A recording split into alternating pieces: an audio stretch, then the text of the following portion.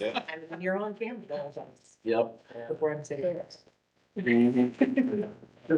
Why Not not? only are the judges of the Bath County, I say they're not only freaky fast, but they're good. I'm sorry, they were way down first. Oh, yeah, thank you. Very fun. There's full packet right there next to it. Pretty good, Judge. There you go. And things that shows that. All right, why don't we go ahead and we need to turn on. I think he has us all up on the chat. He's doing it remotely. See it lighting up. The eyes is looking at me. Run, sharp. Running Right. So, welcome to the Grant County Community Corrections Board and the Local Justice Reinvestment Advisory Council meeting for December 2nd of 2025. I'm Judge Mark Spitzer, and currently the chair of the committee. And first thing on the agenda is our minutes of the prior meeting. And so in your emailed packet, you should have received the minutes. And also, if you have a physical packet, you've got them in there as well. Would entertain a motion with regards to the minutes. So moved. A motion for approval from Judge McVicker. A second. Okay, second from Mr. Tyson. Discussion. All right, hearing none, all those in favor signify by saying aye. Opposed, same sign. That motion carries. Financial reports, Chris, please. Yes, the financial reports are in your packet. Everything is running true to form. We are preparing, and you'll see that in our next item to come up, to do our transfers in all our grant accounts so that we can end as close as we can to a zero balance. By zero balance, what that means is that we use as much grant money as we can and as little of our project income as we can. Sarah does a great job with that for getting us on a zero balance, but I'll answer any questions you might have on the financial reports, but like I said, everything's running true to form and we'll balance out to end on a zero, hopefully here right at the end of the year. Has DOC ever paid us all the money there? No, they will pay us in that very last draw. Good news is, again, starting this next year, we will get our 25% advance, which keeps us from running in the red. So, for those of you that don't know, in previous years, what's happened is the county's been very gracious about letting us run in the red until we get to the end of the year when we get our final draw from DOC. And, so now with that 25% advance, it doesn't, they don't have to do that as big. Well, that starts next year. Okay, so any questions on financial reports? Need a motion to approve, Chris? Is that correct? Yes. So moved. Motion by Mr. Eckerly. You have a second? Second by Sheriff Garcia. And any discussion? Hearing none, all those in favor signify by saying aye. Opposed, same sign. Final item of old business is that our next meeting will be January 6th at noon, same space. Future meetings, March 17th, May 19th, August 18th, October 6th, and December 1st. You have something in your packet that outlines those future meetings. New business, community corrections grant update. Chris, please. Yes, thank you, Judge. Last week, the week before Thanksgiving, we had our annual meeting with the Department of Corrections, to review what's going to be coming ahead for our 2027 grant. I know it's hard to believe we're talking 2027, but, we were told that there probably are going to be, well, we know there are going to be more cuts that are coming, for our grant. Don't know, exactly how much that is going to be, but it will be close to what it was, this year, which was about 120,000. That's the bad news. The good news is we've tried to prepare by, either not filling vacant positions, or, not continuing other positions that were funded. So, we did that last year in hopes, and then we're combined this year. So we're hoping that once that goes out, 2027 will not look as bad as, what 2026 was. But again, we got no amounts. We don't know what that's gonna be. We know the same grant format, is going to be used. But this is happening to every county in the state. And, one of our advantages, is that because we're diversified in what we do with problem-solving courts and, what we do with general community corrections, that tends to make us a little bit more stable than other counties. So, other than that, I don't have any other updates. That all our performance, performance evaluations that we need to turn into them have all been met. They're very happy with what we do. It's just they don't have the money to allocate from the state. So, hopefully, that will, be the end of it. And next budget session for the legislature will be one where we get more dollars. But that's kind of the gist of it for right now.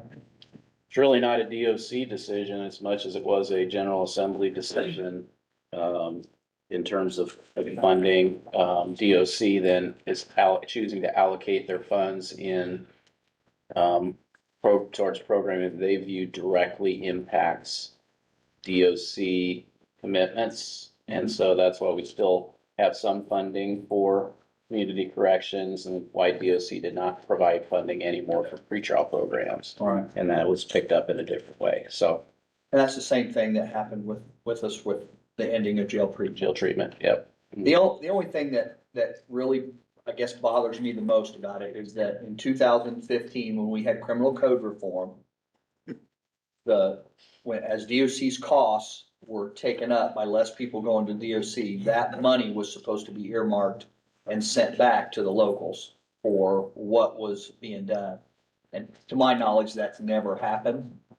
So they're using a formula that was based on community corrections that existed before that period of time. So they're really using, the wrong scorecard, I think, to be able to look at that for us. But the new people that are in there, we're around, Judge, there's only a few of us, left that were around in criminal code reform from 2015. So they're playing catch up too, so.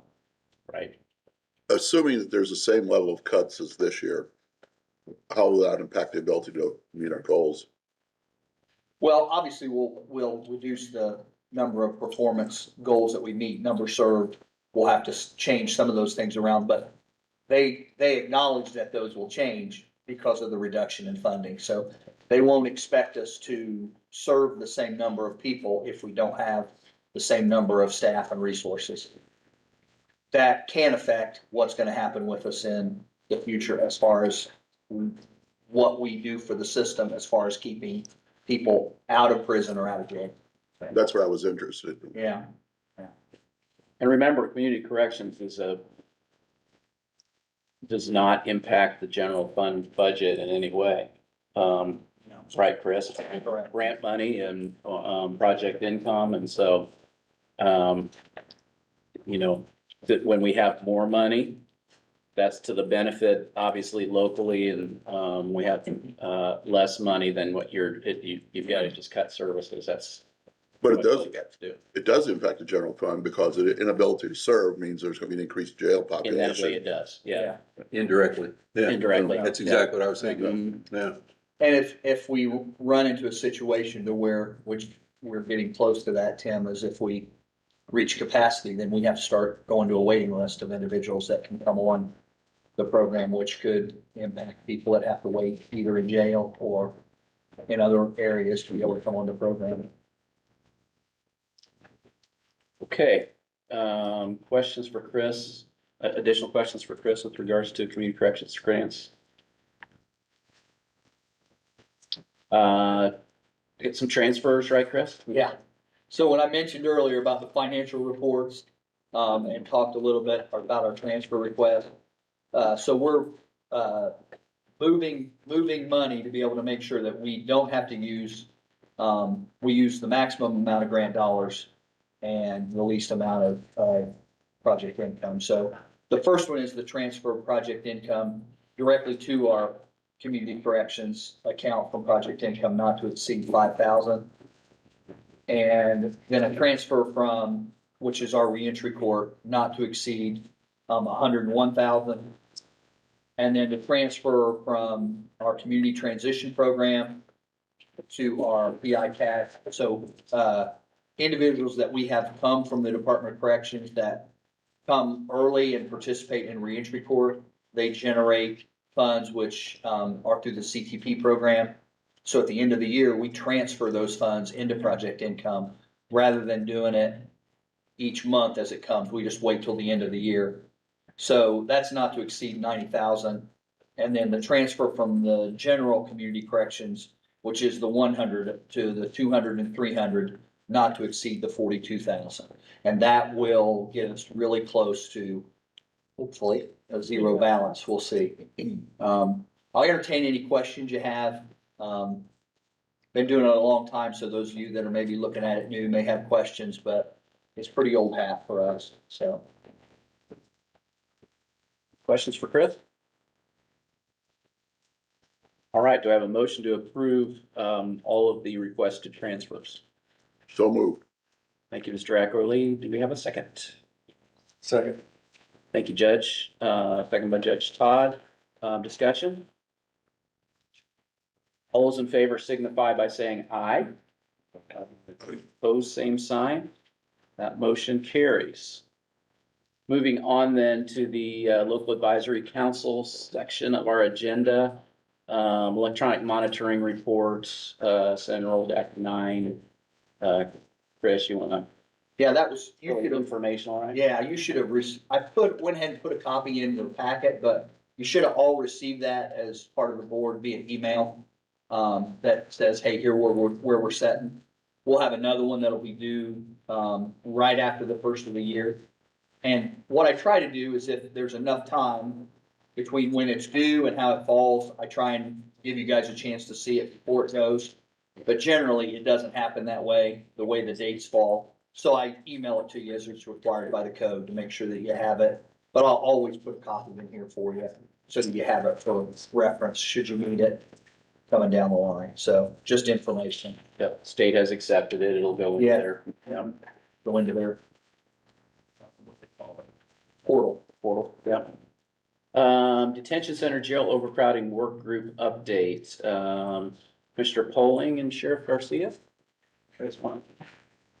Been out.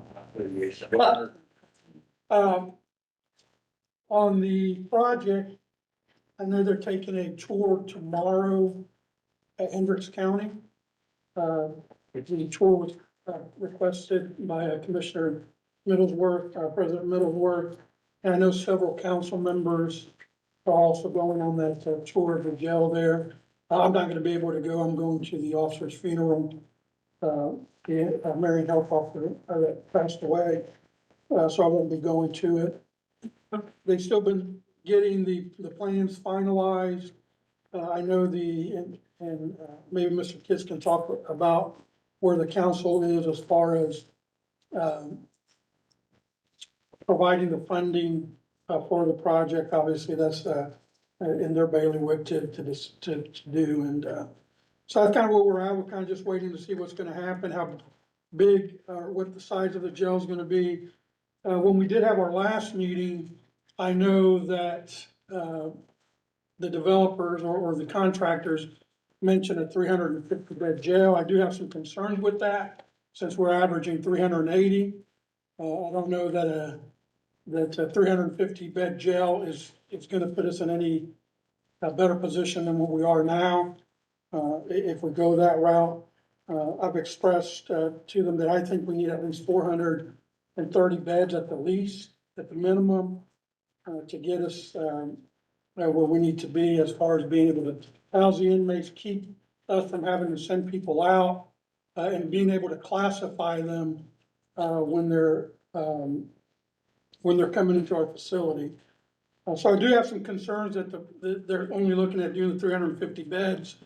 And I know that's very expensive, I think, for the pod, for the kitchen and the laundry room, it's gonna be like 59 million, if I remember correctly. Yeah, because they're also doing some renovations to the juvenile detention center building. Yeah. And, yeah, And I know it'd be an additional 2 million to redo, according to their estimates, I mean, be 2 million to redo the current pod we have, to give us an additional 96 beds. It'd be 2 million, so they kind of, they put that on hold, for now. And then I think there's an additional 5 million for the juvenile About portion 6.5, of the project. So very costly. I'm just concerned with the 350 beds, that that's not gonna be enough, and we're gonna end up being in a similar place that we are now, having to send people out of the county so that we can get our numbers down. But I do appreciate all the work the commissioners and the council have been doing. They've been working on it. We're trying to come up with a good solution for everybody. So it's still something that's moving forward. That's kind of where we're at with it. I think you guys are planning to make a decision this month. well, I mean, it's a whole thing where I feel like the cart's ahead of the horse, keep getting pushed by the builders to approve $60 million. And I said, well, what's $60 million look like? I want to see what I'm getting. And they say, well, don't worry about it. And I've gotten so frustrated because it was like back in March, they gave us like a rendering of what the outside would look like and some of that. And they haven't given us anything really since. And I told them, I said, I can tell you right now, I'm not voting for it if I don't have plans of what this thing looks like. I was kind of blown away that they were gonna get so involved in the building that basically they're throwing probation out of the building. So they might be out of there for 18 months to 2 years. And I said, well, when was this brought up? And they said, oh, we told you that in January. I said, no. I said, because I don't like that idea, because where are they gonna go? And if they can be gone for 2 years, then do we even need them back in that building? So then do we need that building? It just raised all kinds of concerns for me. And then the sheriff saying, gee, you're not even building it big enough. So if we spend $60 million and have a 300, I think 350, 370, something like that, if that's the number of beds that we have, then did we even do a service to our community spending $60 million? And for me, I'm really getting close to saying, you know what, we need to park this for a year. And granted, it might cost more, but maybe then we'll have better answers from the builder. And we won't be pushed for this decision so quickly. And maybe we can actually get the sheriff on board for the number of beds that we're gonna build. I feel like we've got a bicycle here that we're riding and we're trying to fix it at the same time. And I don't think our community can afford, 450 beds or something like that. I mean, when the price tag is 60 million, because then they broke out this other, I mean, this is like the 12th hour and they broke out, hey, how about we move it to Garthwaite Road? You got parking's not a problem and all this. And I'm like, well, okay, what's the price tag on that? Well, it'd be about 80 million. And then you'd have 450 beds. And I said, well, the payment on that's gonna be over $5 million, and a month. And I mean, we can't do this, or 5 million a year, I think is what it was. But I said, we can't afford that. And they said, well, it's only 30 years. And I'm like, whoa, that's a lot of money, and it's easy when you don't live in the community, but when you live here, I mean, we've got to make a decision really that's gonna, need to exist the next 20 years. So, I mean, for me, things are getting tougher. But I am going on that tour tomorrow, to see what it looks like. But it's been frustrating, very frustrating, I guess would be kind of my comment. I'm almost looking at, thinking that we need to go back to ground zero almost and start over again. The problem is what can our community afford? And then how big, can we afford? Maybe those two How factors. effective you gonna be, guys? I mean, this ain't working, right? You can say at least 30%. That's a low number in jail. Got a problem, right? Well, I can tell You know, I you, mean, as far as a drug problem, I'm saying, okay? So you're really not helping them. When you talk about recidivism, that's what you're redoing over and over, right? Whether we like it or not, they're young people. One day, guys, we're all gonna be gone. We gotta save more than we're doing here. You know what I'm saying? And I know you gotta be punished for what you do. I'm not saying that, but we gotta have a treatment program, a serious treatment program. You know what I'm saying? Because that's gonna help. And then you're also, you're really in jails for criminals, right? Well, you know, here's what we gotta look at. I mean, I know you break the laws, but I'm saying when we're looking at criminals as a danger to society versus these. And I agree with you. I think we need programs, But we can't treatment. do that. We need a company to come in here. Right, because, We're not specialists. and I'm glad you mentioned that, because if you wanna open up a treatment program, I tell you, that's gonna cost you, to pay a therapist costs more than to How pay a much is that detective. jail gonna be? Well, I'm just saying in the long run, if the county was wanting to build that. Second thing you gotta remember is addicts aren't running and knocking doors down to go to treatment. I The understand. way they get there a lot is through the system and being told that they have to go through. So I think we have to have both. We have to find a way to make sure that people are held accountable. And we might have to make sure that we're able to provide the services within the jail while they are in there, because I'm telling you, that they're not knocking doors down. If it was a profitable business, you would already have one here in Grant County. If someone thought they could come into the county to provide this service to make money, they would already be here, but people aren't addicts aren't knocking the doors down to get in. So addicts normally will get in when they're ordered to by the courts, or when they hit rock bottom, and unfortunately, sometimes going to jail is the rock bottom for them, and that's why they go to jail. Now, if you remember, I sent an email out last week, I think it was, or a week ago, because there's a misconception out there that we have a lot of low-level offenders, a lot of misdemeanors in there. The truth is, the numbers state that we had, out of the 387 that we had on the 24th of November, only 12 were in there for misdemeanor charges, only 12 out of the 387. And out of the 12, most of them were in there for probation violation, failure to appear, violating some type of court order. We had a couple in there that were in there, we're holding for other counties. So out of the 12, I think we only had we had 3 that were in there. One of them was misdemeanor for invasion of privacy, so now you're talking about a crime against a person, someone could get hurt. One of them was for resisting law enforcement. One of them was for misdemeanor intimidation, 2 counts of that. And then one of them was in there for battery, 6 counts of battery, that she hasn't been OR'd. So when you're talking about misdemeanors only, you're only talking about 3.1% of our population in the jail. When you're talking about level 6, you're talking about 33.02%. So 63.82% of our inmates are level 5 or higher. Now, I did find it interesting when we were doing some research is that our crime rate in the county is really below the national average.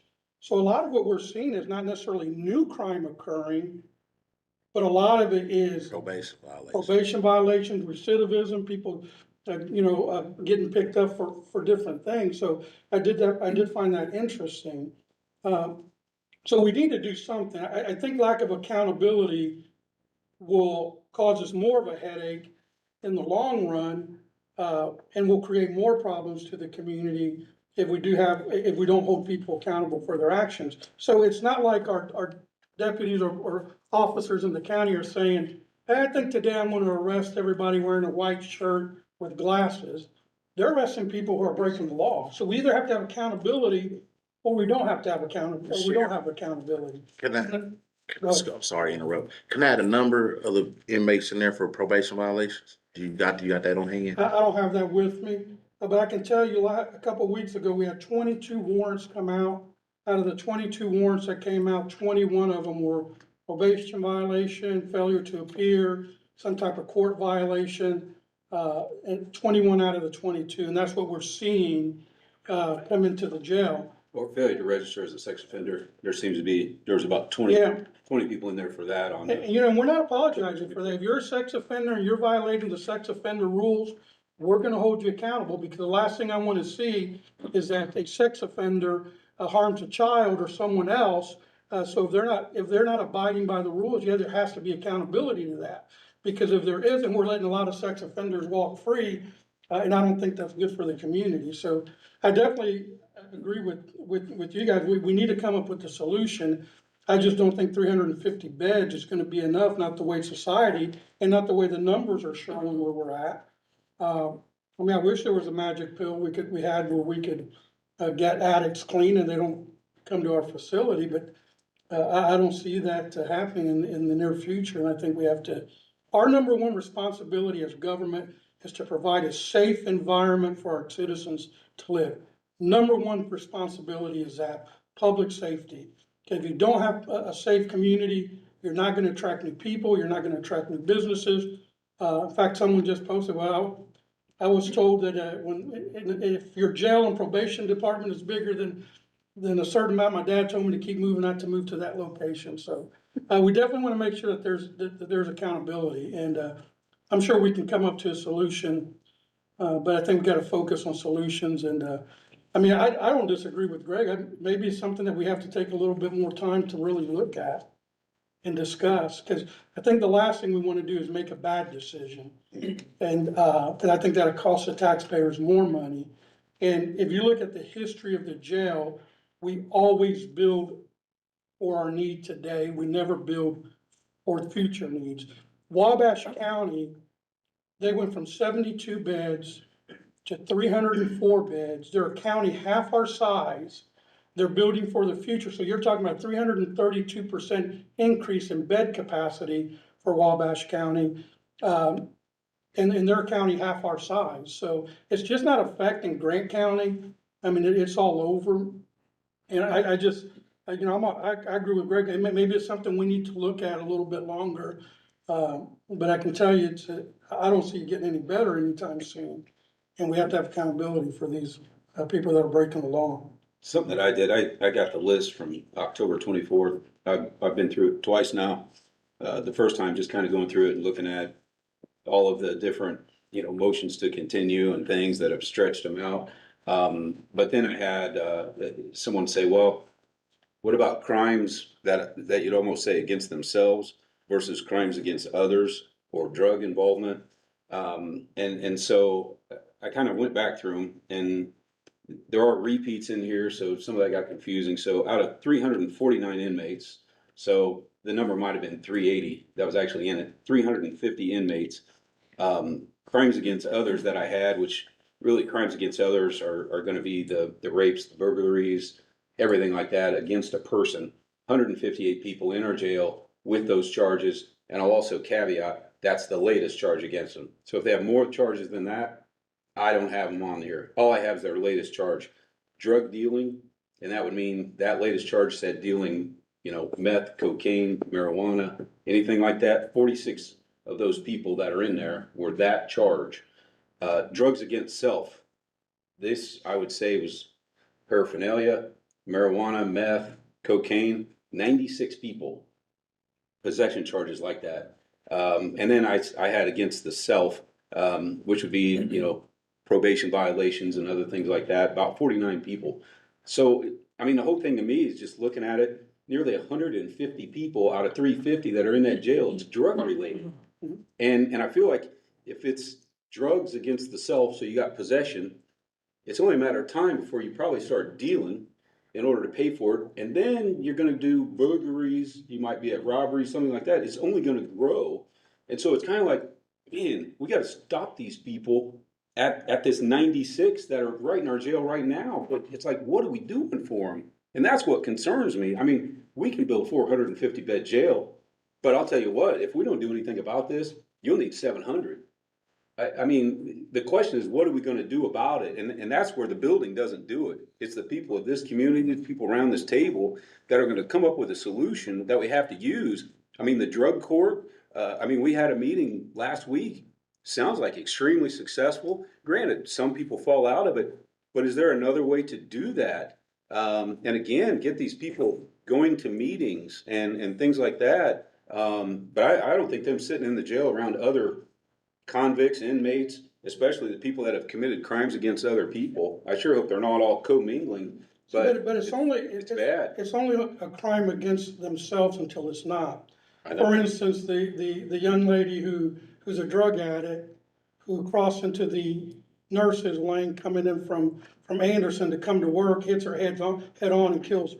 So it's only a drug against himself until something like that happens, right? So if that happens to your family member or someone you know, then it's a different ballgame, because now it's affected you. So it's not that big of a deal when it doesn't affect you or doesn't affect us, but it does become a big deal when it does.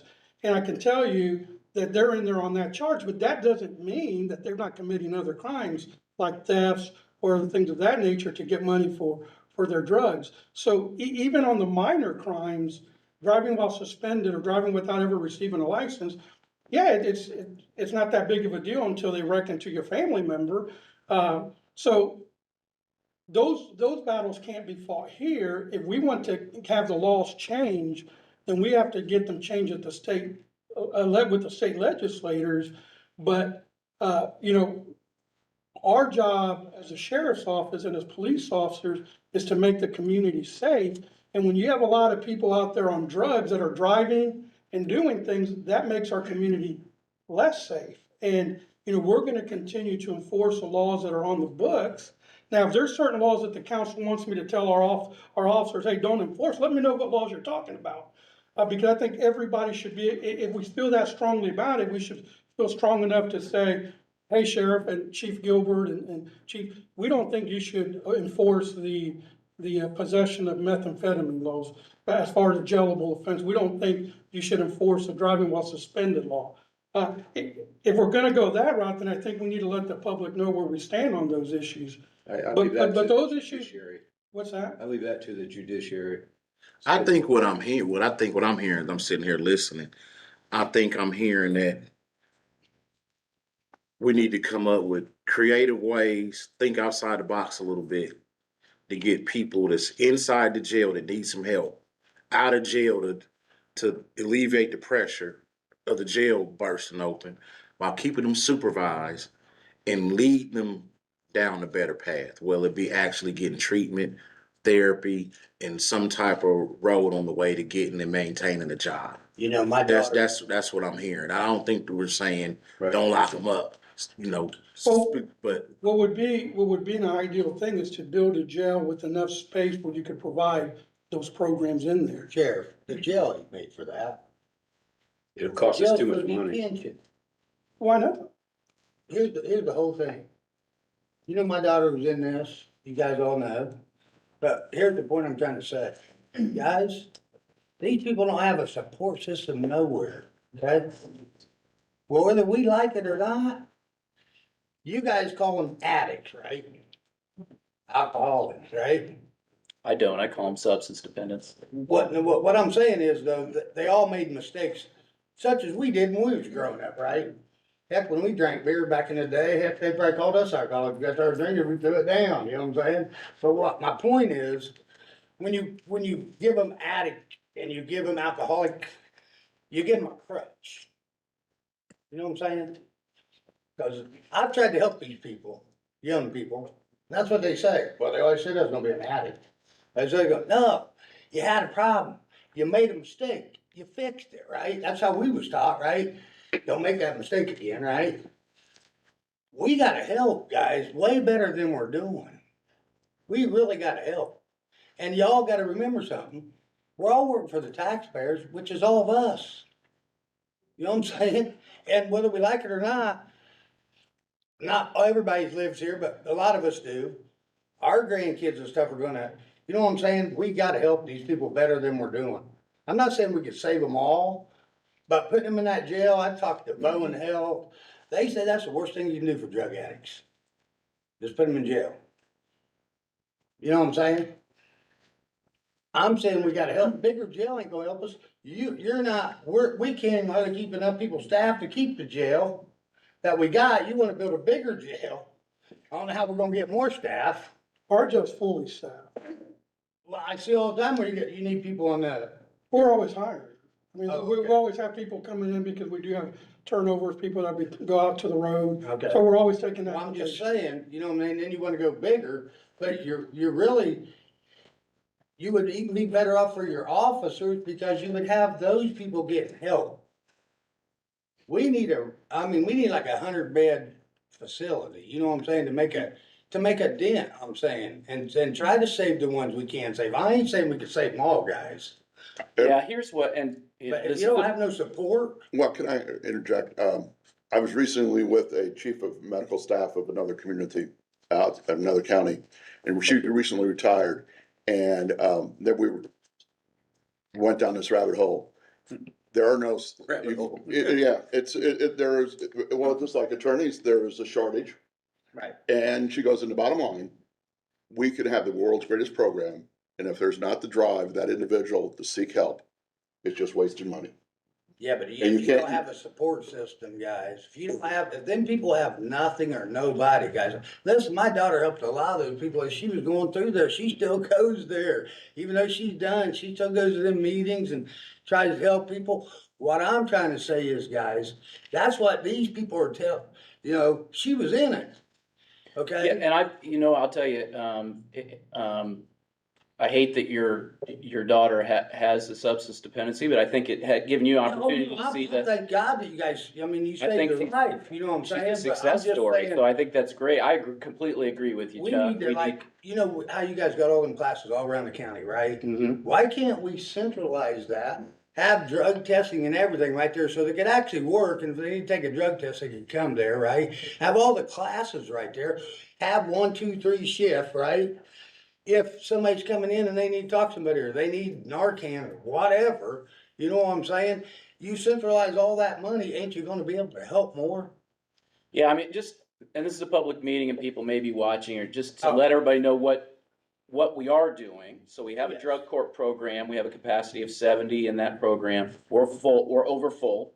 At this point, we're gonna have a graduation in January. We've got enough people already to fill that up. It's a very successful program. I shared the stats with, Melissa and I shared the stats with, Greg when we met here last week.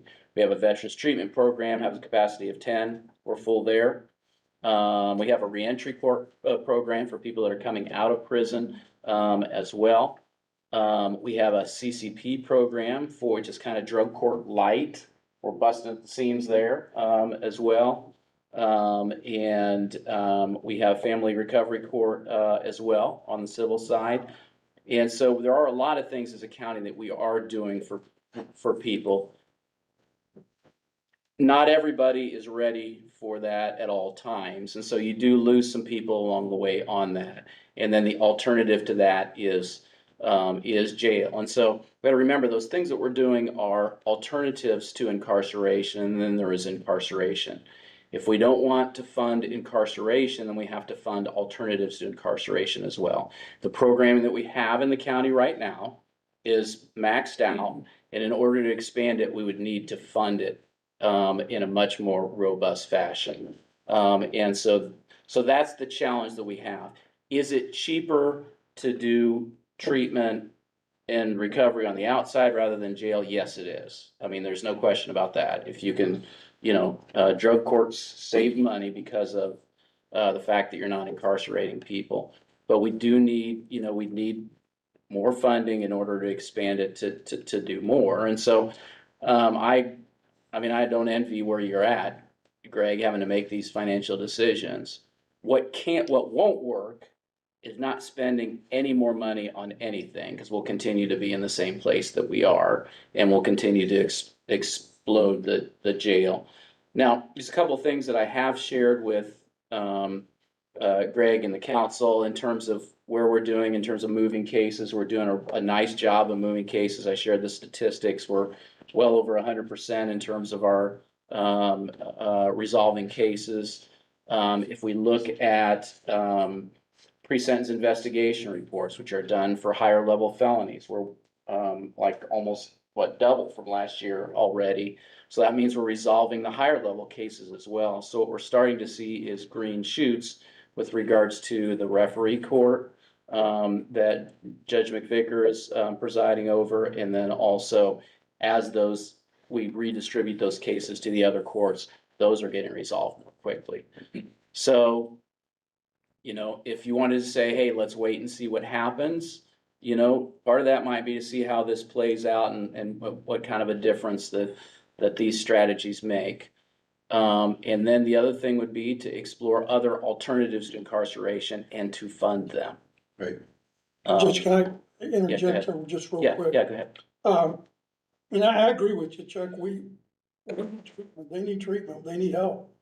But I think everybody in drug court that goes to drug courts goes through the jail at some point. Pretty much, yeah. So that's a part of it. And multiple like, most of the people in drug court have, you know, multiple felony cases pending. And the judge was talking about alternatives to jail, and we had a meeting, and hopefully I can go ahead and talk about. Let's go right into that. Yeah, let's go ahead. 'Cause we're trying to think out of the box. What can we do to bring our jail population down, and still have accountability? Because I think what happens is when you just solely focus on the problem, you create more problems. I think if we acknowledge the problem that we have, which is overcrowding, but we focus on solutions, I think that's when we come up with solutions. So, we met with Melissa and Chris, about, some alternatives of maybe what we can do to help bring that jail population down. And during that meeting, that's something that they told me that was kind of surprising. I asked them, how many people do we have that are currently on probation or any type of program that we have? I think it's about 1,500. So you're talking about 1,500 people in Grant County that they're in a program that's, if they weren't in that program, they'd be in jail. So you'd be adding another 1,500 people to our jail population.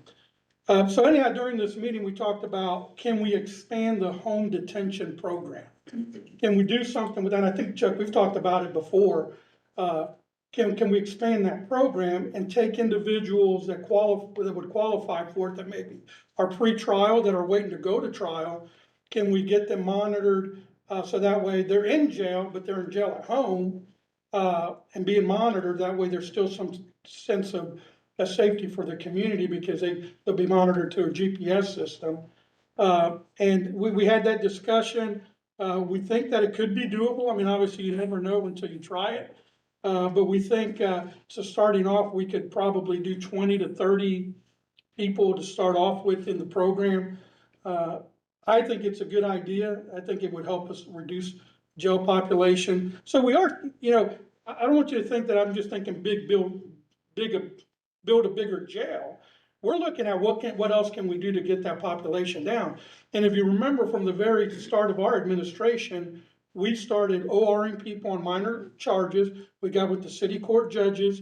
And now instead of having to call the judges and say, hey, can this person be OR'd? We found certain charges that they were being charged with. And now when they come into the jail, we can start ORing them, give them a court date, and they show up.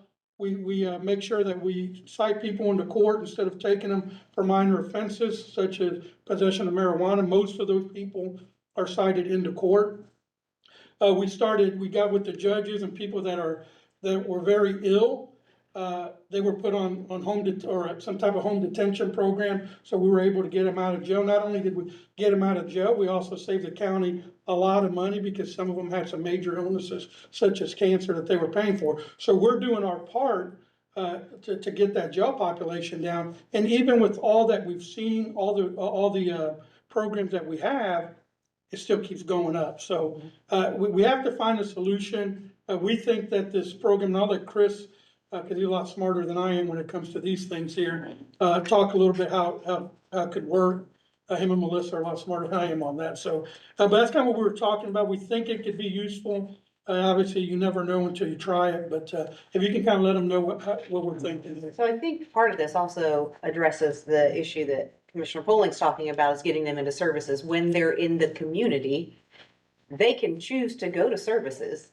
And so being on home detention, you've got a captive audience, right? And so that gives them the opportunity at their own expense, not at the county's expense, to go and get services. They can go to meetings, they can attend groups, they can be provided services through community corrections and probation during that time.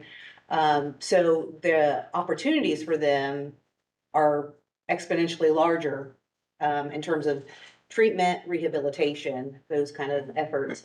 The other part of that is, you know, the minimum for a person on home detention is $10 a day. That's $30 less than what we would be paying for them to go somewhere else. So you're saving money on that end, and they're getting treatment. Do they You know, pay fees? So they would pay Pay fees, fees, but, okay. we've kind of talked about a process to maybe, allow them time where, instead of, paying other counties to house them in a jail, we would be able to have that same, funding source to pay for their fees for a certain set of days to allow them time to get a job. And the way that would work with Shari is I'd go before the council and ask them to allow me to use commissary money to pay for those fees for whether we do. So they would get a chance to get So their they can get a fees chance to waived, get so on they their get a feet, job. get a job, and to start paying it on their own. I would have to have approval from the council to use those monies for that. But it's a lot cheaper than the $40 a day that we're paying currently to house them at another facility. And plus, then it also would save the county money as far as medical, and things of that nature. And I agree with Melissa, I think it's a great way, to still have accountability, and give them an option to get the treatment that they need. I think everybody agrees that they need help. It's just, Mention one thing, and I've talked about, I think I've talked to you about it, Judge, I've talked to, Chuck and them about it.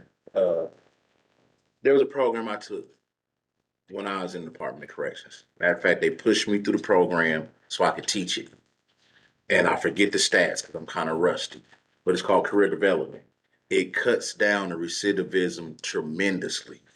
And what career development does, first off, like, okay, when you got somebody coming out of prison or coming out of jail, the thing that's going to keep them out the streets the most is a solid opportunity. Now, you can give somebody a job in a factory that has no interest in being a factory worker, and they're only going to hold that job for so long. That's why in career development, in the beginning, soon as the program starts, you give the offenders a test. It's called a Holland Code. And that's real crucial because it tells the offender exactly who they are, how they're wired. After this offender takes this test, he knows, okay, when I took mine, I came back artistic and entrepreneurial. Solidified everything I knew about myself since I was a kid. So when you got somebody that's grown and coming out and they take that, say they learn that they are a hands-on skilled tradesman. Now we know that that's what this guy is interested, that's who he's in. Now we push him down that way of becoming skilled. See what I'm saying? He's interested in those jobs. He'll keep those jobs, and that opportunity will give him something to live for and keep him out of the streets. Just putting any job in front of them, they're just going to do it for a little while, just to pay a couple bills, pay some fees, and don't leave it alone, go do something else.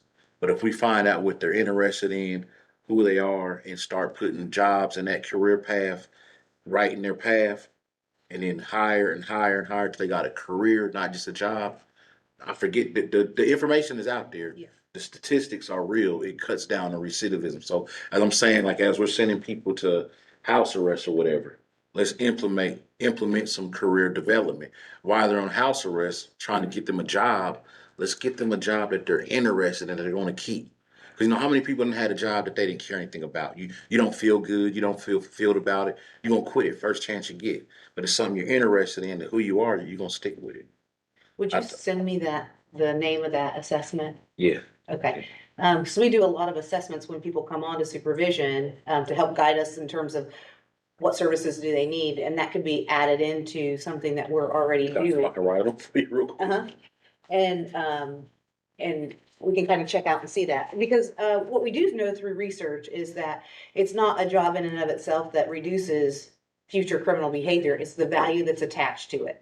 And so that's kind of similar to what you're saying too. So if they find things that they have a value that's attached to the job itself, then we start seeing reductions. And so, you know, if we can look at ways to better align them with a job that they find value in, because we do require either they become employed or pursue a course of study so they can get a job and move through the motions. But if it's not something that And they then tie the find value, study all into it. Say, whatever job they're interested in, get them going here.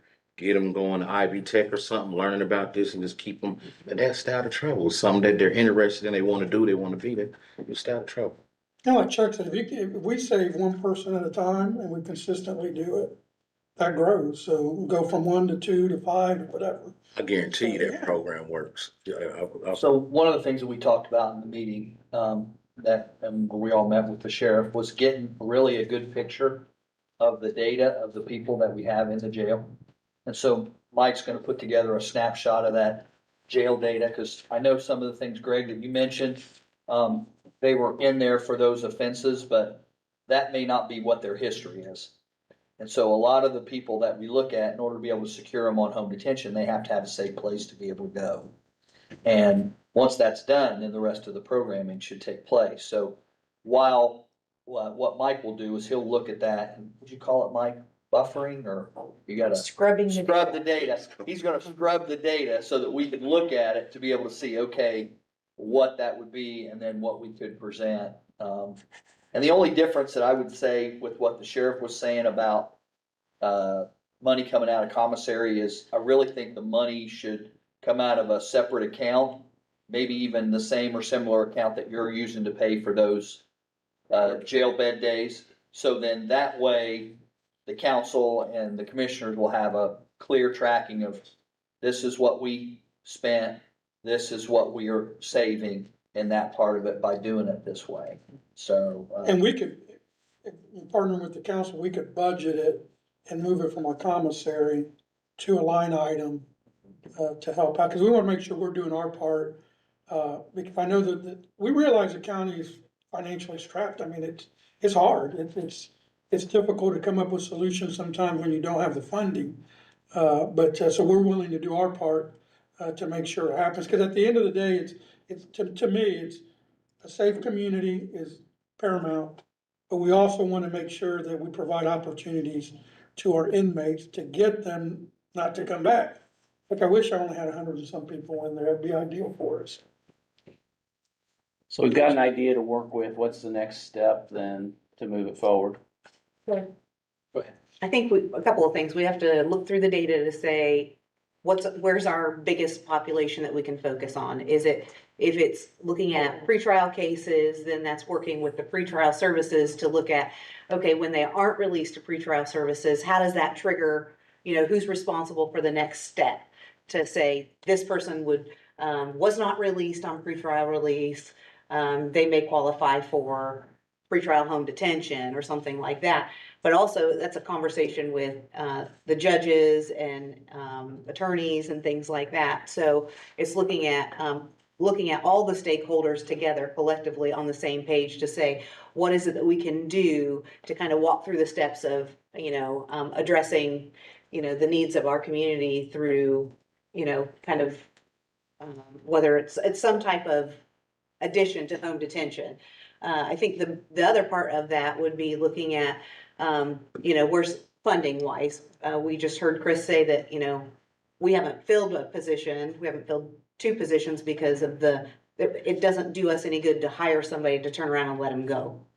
And so, we would have to have a stability of funding for that as well. And then looking at if we remove 20 to 30 people, how do we prevent a backfill, right? So how do we prevent additional coming back in, So whether that be looking at it in terms of alternatives to incarceration, in terms of maybe we have to look at when do we look at people, right? So, and that's gonna come from a snapshot of what our population looks like. We could say it could be pretrial. We could say it could be a probation violation. So we just have to identify where's the biggest benefit for our community and how do we do that?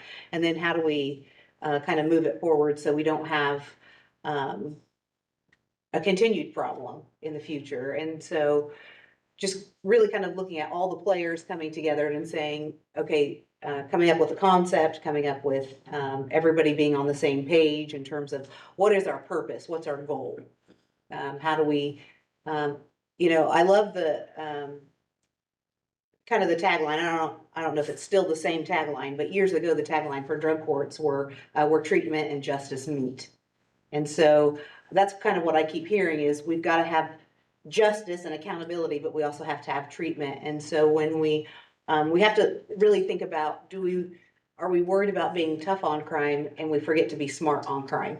And so I think that's, for us, we want to make sure that we're making decisions that helps us to be smart on the population that we are seeing in our own community. And so it's really just going to be data driven, and then really looking at how do we keep moving in the right direction, and not, if we empty out 30 beds, does it do us any good if we fill them back up? And the, just for clarification purposes for fees, that covers the cost of the units and the monitoring for those, it's not that we're not making lots of money on people. And, so we have to cover the expense to monitor their GPS. So. Yeah, also, we also talked a little bit about maybe a potentiality of allowing judges to sentence to it also, or a plea bargain, or especially like city courts, where sometimes we have like 180 days to do or something like that, where somebody can do maybe 180 days on home detention instead of in the jail. So there was a potential, trying to get on the same page, maybe talking with Scott, where we can write pleas that way. We do. Yeah. Rewrite pleas, most of our pleas indicate that we don't object to, there are a few dangerous people, but Yeah. most of our pleas If they indicate, qualify. if they qualify, that we don't object to home detention. Judge, you'd asked about a timeline. I think what we talked about in our group was to meet again, come up with a plan and then schedule a jail alternatives meeting. All the players are there to be able to lay out, this is what we think it would cost. This is what we'd look at figures wise, and then based upon the blessing of the jail alternatives work group, then we'd look at going forward with something that needs to go to the council of commissioners. Okay. Doable by the next meeting, you think? Well, that depends on everybody's calendar. Okay. Depends on how busy Mike is on the scrubbing, so. Okay. He's really putting it on you guys. January is our Right. next meeting, yes. Yeah. We'll do our best. Second, like, or six. That's the weekend. So just one last thing, if I Yeah, go could, ahead. please. Yep. Originally, we started the group to look at possibly using a work crew type deal, and I think after our discussion, we didn't seem like we're gonna reduce our population that much, or it was a little bit more difficult, so that's why we requested a meeting with probation to think of another way of possibly doing it, and that's when we talked about this alternative to jail. But obviously, you can't guarantee that those beds won't be filled. But the thing we have to look at, if you do put 30 people on them and we end up getting 30 more people, we would have gotten those 30 more people right now. And you're gonna be paying for it anyhow. So, I think it's a great program, obviously, and I know Melissa was kind of, I don't know if she didn't wanna really, but we need the support of the county council to do this, cause we're gonna have to have a position approved to monitor that. And the judge said it right, we either pay for it on the incarceration end or on the other end, and I really do believe this could help.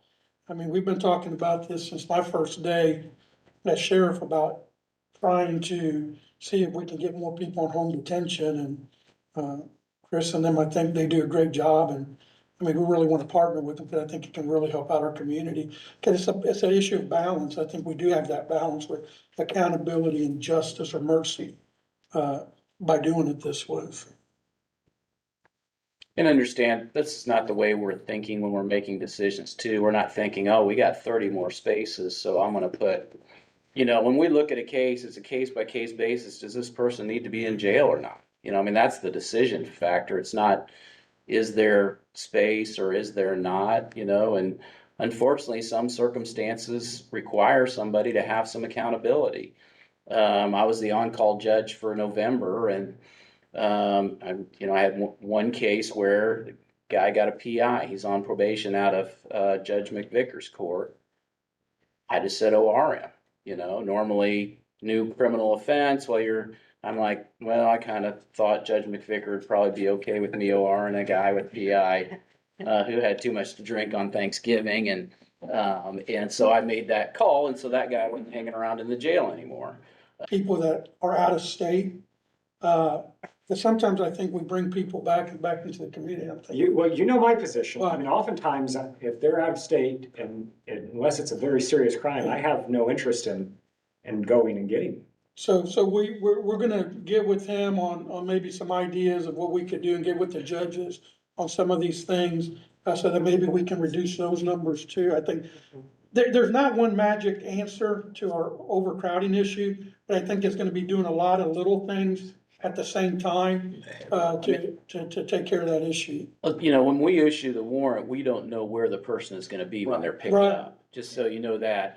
And so it's always worth a conversation if you gotta go somewhere out of state to go pick this person up, to say, hey, get everybody in the room and say, hey, do we really wanna chase this person? And we do, you guys have been gracious enough to keep us from having to go to Texas or. I think the thing that, one of the things to think about in that discussion, and it's just an item to be thrown on the table, is that if they want to go to the interstate compact, you have to go get them. Unless the judges would be willing to reduce the probation to informal, and if it goes informal, you don't go through interstate compact, you let them go. You might have a warrant, but we don't have to go get them and they can stay. That would be the way around that. It's just something to think about. Yeah, it's a federal regulation that if they go through interstate, we can't change it. Can't change And that. just for the record, it's not like we have a whole bunch of them that. No. But it doesn't take a whole bunch to Right. really cost the county. Yeah. No, it takes a lot of resources. And you're talking about costing about $3,000 to $4,000 to go pick them up. Okay, Can I add one final point? Okay. We sit here and talk about it as if this is there's uniformity in the population, our target population.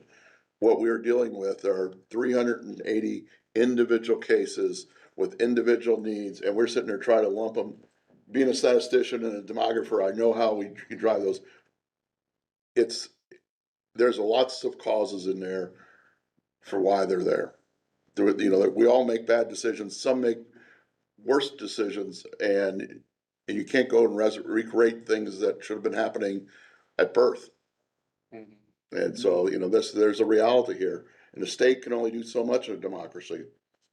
So, yeah, and it's certainly true that we are not at this point in the business of rehabilitation. For a lot of these people are in the business of habilitation because they never had the skills that they required to, and that we all were blessed to have as we grew up. And so a lot of times we're doing habilitation, unfortunately. Right, Melissa? Let's move on to pretrial, and Jess can bring us up to speed on that. Yes, thank you, Judge. So just to kind of overview pretrial services for maybe new individuals here, pretrial services provides assessment to certain individuals that are incarcerated on new offenses if they meet certain criteria. After that point, they will appear in front of the court for the court to determine if they would be released to pretrial supervision or remain in on their current bond that's set. As of today, we have approximately 130 defendants that are on pretrial supervision. And since 2018, we've assessed over 1,200 individuals. Just some current data that we have. So for those individuals that are on pretrial supervision with us right now, 91% of our individuals have not had a failure to appear, and that dates back to 2018. So 91% of our supervisions are appearing for court for all their scheduled hearings. We do have a new data point that's being tracked for the state, and that is our new violent offense data point. Judge, I regretfully informed that we do have our first new violent offense that has been committed by one of our supervisions. And so that's a new data point. It's evolving, and so there'll be a lot of new reports coming out on that once all the counties with Indiana are able to gather more data, but we do have one as of today. Something I would like to point out, just following up on previous. So our tracking period is, just so that we clarify that. So that is for individuals that are either complete pretrial supervision or are terminated since January 1st of this year. So we made it almost an entire year. With one With new one. violent offense through someone that was being supervised on pretrial. Correct, yes. Just so that we know that the decisions we're making on pretrial are pretty good decisions so far. So, Yes. Following up with the jail overcrowding point, length of stay. So for individuals that we assess for pretrial supervision, those who are currently being supervised are incarcerated prior to release approximately 18 days. Now, our counter population, so those that are assessed for pretrial supervision but are not released, their average stay incarcerated is 93 days compared to the 18 for those that meet the criteria to be released to pretrial supervision. So a significant difference there. We do have some updates for pretrial following our last policy team meeting in October. I do have some handouts. Chris was also very kind to include this in the email. And so we have some policy updates and some new policies that were implemented as of December 1st. The first we look at is our sequential review process. So this is a requirement for our pretrial rules of the state. And sequential review historically was done kind of on a monthly basis where we would look at individuals that were assessed and not released if they're meaningful and see if we could bring them back up and see if any of their circumstances have changed that would maybe make them a better fit for release. We've made significant changes to this process. The first one is for individuals that are not released at their meaningful first hearing. The coordinator will now look at a bi-weekly review of the jail population and look at those that were not released at their meaningful first appearance, see if any circumstances have changed and notify the court if there's been any changes that might make them more appropriate for release at this point. That basically follows in line with what we've done over the years. The bigger change is section 2. So individuals that were not assessed at booking due to probation hold. So currently they are booked in the jail on a new charge, but they are on probation. We do not assess them. That means they do not fit our criteria for assessment. We are opening this up to now look at those cases. So any individuals that were not assessed due to a probation hold, but have remained incarcerated for more than 30 days on a new offense along with that PV, will go through our sequential review process and be submitted to the courts for potential review hearing to be set. There is criteria listed there, so we're wanting to make sure that we're following in line with lower level offenses and non-victim related offenses for these individuals. So that will be the update for our sequential review process. Again, this just started yesterday, so there may be some tweaks or changes along the lines. The 2 new additions to our policy, first looking at the bail review. So we wanted to look at how can pretrial assist in bail review hearings to make sure that the judges and the courts and individuals involved have the most information possible to be making the best decisions for bail reviews. And so now bail reviews that are set at the court will notify pretrial staff. Pretrial staff will submit a court, essentially what is a court summary report, and the document is attached in this packet to the courts approximately 48 hours before that bail review hearing. Again, this provides background information on those individuals, what their current statuses look like if they have multiple cases, what their failure to appear history is, or any circumstances that may have changed since their initial hearing. So again, this is just providing as much information to the court and all the individuals involved in that hearing to make sure that meaningful decisions are being made at the bail review hearings. The last change we have is a new policy regarding treatment screening at meaningful first hearings. So for individuals that appear at a meaningful first hearing and are explaining that they have substance abuse, they need some assistance, what can we do? If they're released to pretrial supervision, how can we make sure we can get them into treatment in some form or fashion as quickly as possible? So pretrial staff will now be administering a treatment screener at that initial hearing to be able to provide the courts with information on would this person be appropriate for treatment, whether it's inpatient, outpatient, and what steps would be needed after that. Basically just streamlining getting these individuals into treatment as soon as possible if the courts determine they're appropriate for release at that point. So some new policy changes here, amendments to some old policies, making sure that we're following in line with what our population looks like, addressing needs for any population that's appropriate for pretrial supervision. And something else, just a point for pretrial supervision, these are individuals that are not sentenced. These are new cases. And pretrial supervision here in Grant County, we do not collect fees. We do not charge fees for those individuals to be on pretrial supervision.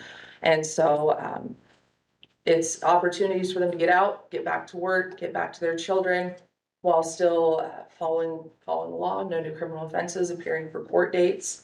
And hopefully with these new revisions and new policies for not only the sequential review, but the bail review, we can be looking at the jail population more continuously, scrubbing the data, as Mike Small pointed out, and seeing maybe if we can find populations that are being missed due to the amount that are incarcerated.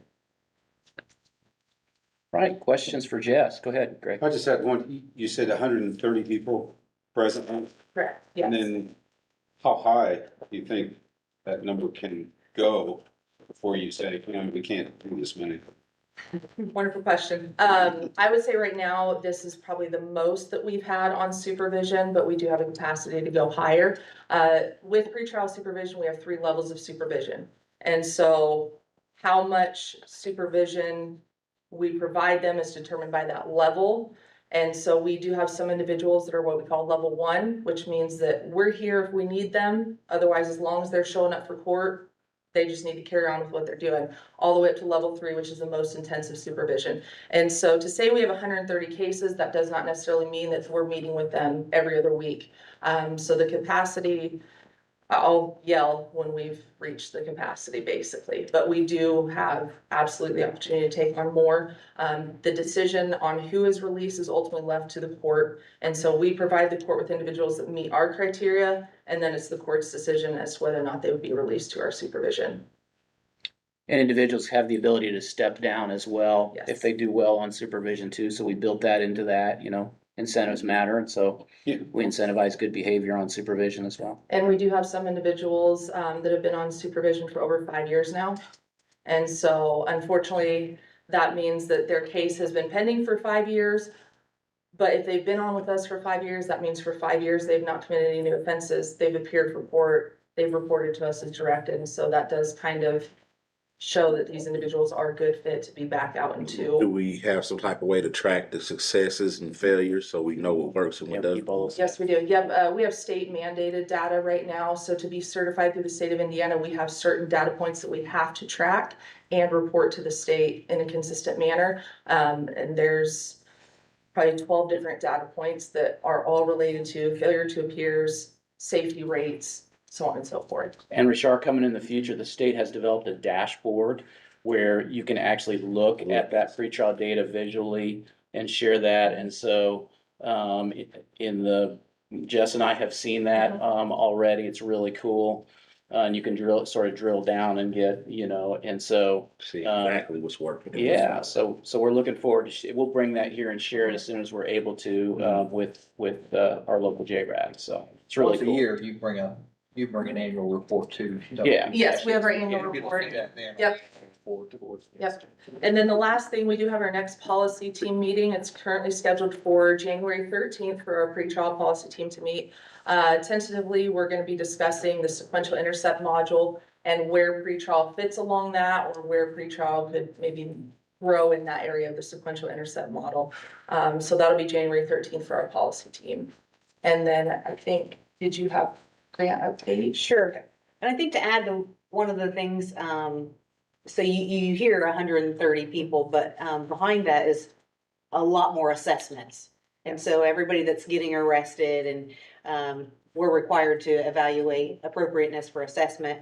And then those who do get assessed and don't come out to pretrial release, we still have to follow their data points. Yes, and that's our trapped and rolling population. So those that are assessed and not released or bond out before their initial hearing, so then they're not released to pretrial supervision. We have about 400 cases. And so we also track those cases. Although they're not reporting to us, we track their data points because that's our counter population. That is how we see what's working for those individuals versus what's working for our supervised population. And so it's about 400 cases that one of our officers tracks consistently also. And so thinking about just kind of transitioning over to the pretrial grant, Chris talked about the Department of Corrections cut all the pretrial funding. Thankfully, we aren't funded through them. we're funded through the Indiana Office of Court Services. So our funding, has been pretty consistent. We are working on the final, revisions to the grant for 2026, and I'm hoping to present that to the commissioners and then the council this month, with the specifics of, the 26 grant. And so, funding for us has been consistent with years past. So, that's a good thing. It pays for three, the salaries and then majority of the benefits for our staff. So, while these people, while this program is getting people out into the community and helping, reduce jail stays, it's also not a burden on the local community in terms of funding. And we've received that funding consistently since 2017, I want to say. And so they've changed it a little bit, pretty much every year, but it stays pretty consistent. So we're working on one last revision I've requested with the state to help us shore up some deficits. And then once that's finalized, I will bring it before the commissioners and the council for further discussion. But we were awarded another grant for 26. So it looks good for us in terms of program stability. Not sure what next year might bring with everybody that was in the Department of Corrections funding will be probably jumping over to this other funding source. Good for us as we were the first pretrial services that was certified by the state of Indiana. We were the first to be recertified by the state of Indiana. Judge chairs the state pretrial committee. So we have been very fortunate to be on the front end of it. And they've been very good to us in terms of funding stability so far. So we're hoping to keep that moving forward. That's kind of just a synopsis of that actual grant. Mike, did you have anything else you wanted to add? I just think it's important to note that pretrial officers aren't supervising the same way that probation officers are. If we start talking about treatment and trying to throw that on pretrial, we're currently participating on a study of whether pretrial officers should or should not be doing that with not only the state, but across the nation, trying to figure out, because the more, say you order them in to go get treatment, because, there's that order there, but it's also another reason for a violation if they don't go do that. Currently, we don't put those requirements on those who are released from pretrial, so those officers aren't spending the same amount of time talking to them about treatment, stuff like that, like a probation officer would in a normal meeting. So if we would if the study would come up with this, and it comes out and says, hey, you should be doing treatment with these people as they come out on pretrial, and that study will tell us, and we'll probably adjust how we look at that, but currently we're not talking to them the same way that we are with somebody who's in CCP, who's in treatment. Those officers are specialized, they know how to talk to them about treatment, triggers, just recidivism, and so we're not currently doing that. So as we begin to put more things on, we're thinking about putting more things on pretrial. It's important to note that it's okay to release them to that and say, okay, now, but it's on you to go out and get those services yourself. We're not saying you have to. We're going to say, hey, how's that going? Are you involved in it? That's about some of the questions we're going to be asking them. We're not saying, how's it going? What are you talking about? How are you dealing with that at home? Stuff like that. So, and I think More of a warm handoff rather than a Right, so we're not requirement spending of that your, time with them, yeah. we require more people, so if we're gonna do more with them, we need obviously more people, so. And I think part of that was, Jess talked about the treatment review summary form. If you look on there, it's the SASE decision rule. That is our, substance abuse, it's a subtle screening form. And, it tells you there's a low probability of having substance use disorder or a high. So that helps us to have, good information to start that conversation and say, this is an opportunity for you, should you want to receive services, but not a condition that you have to. But it also gives us information too, because eventually they're going to be sentenced. And so that assessment will follow that individual. And so the person in probation that will get that assessment will then know, oh, this person really needs services if they haven't gotten it already. And so, again, I think we talk about solving a lot of problems, and it's not a one program's gonna solve the problem. It's a bunch of these efforts that happen in collaboration to make an impact. And we started looking at, I know Commissioner Polling, you mentioned your concern about treatment, and so we've seen that as well. And so these are our efforts in terms of what we can do to address those earlier on, because we know through research that the sooner we get to get people to services closest to the crisis, which is their arrest, the better they do in long-term recovery. And so we're looking at how do we start using all of this information to help us in every point that we have an interaction with somebody. This is looking at how do we do better with getting services to people who need services. And so looking at whether that be through partnerships with the sheriff's office and looking at services on home detention, whether that be with pretrial, whether that be after they're sentenced and they're in the community, looking at how do we use the things that we know that have been proven through research to make a measurable impact on those who need it the most. One quick question, the people on the pretrial supervision, those are not ankle monitored, they're just. Correct, that is separate from pretrial home detention, yes. We don't do a lot of pretrial home detention. We got 2 right now, yeah. Historically, they've been for like medical. Yeah, medical, yeah. Yeah. So we don't do a lot of. There's been some issues across the state with pretrial home detention, hasn't there? Well, I mean, sort of the research isn't great in terms of it really enhancing your their likelihood to not recidivate while on trial or not appear. So And also end up being it's not- very it's nasty expensive. headlines. Yeah. But it's also expensive and you don't get a lot of really bang for your buck if you look at the statistics. So, The problems that come from Marion County. yeah, the problems come from Marion County, Yeah. Who lost their funding. Yeah, who lost their funding. Okay, member reports. Anybody, So, have anything to jump in? Lisa sent me an email from Radiant Health and wanted me to make sure to let everybody know. First of all, she's recovering right now from knee surgery, so she'd appreciate your prayers and, for that as she continues to recover, but, for fiscal year 2025, she wanted me to let you know that they served 474 individuals in their crisis services unit, the new unit that they have there next to the hospital.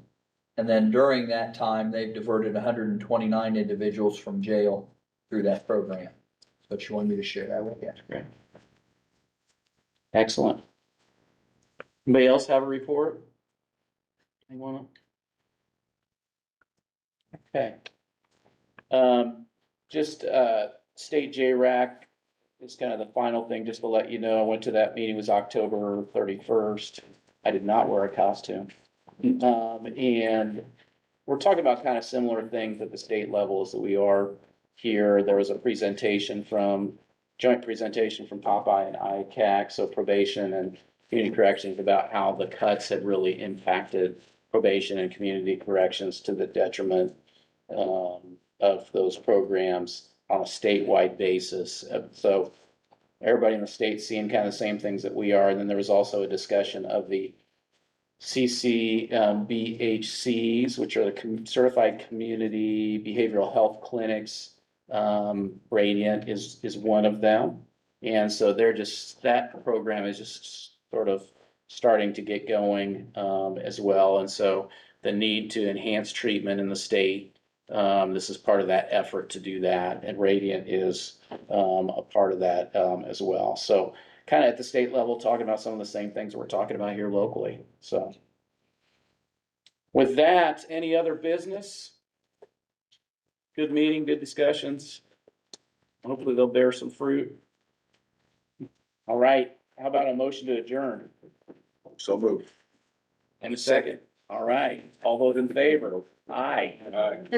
All right. Thanks, everybody. I do it at the council. I was asking. We're staying here long.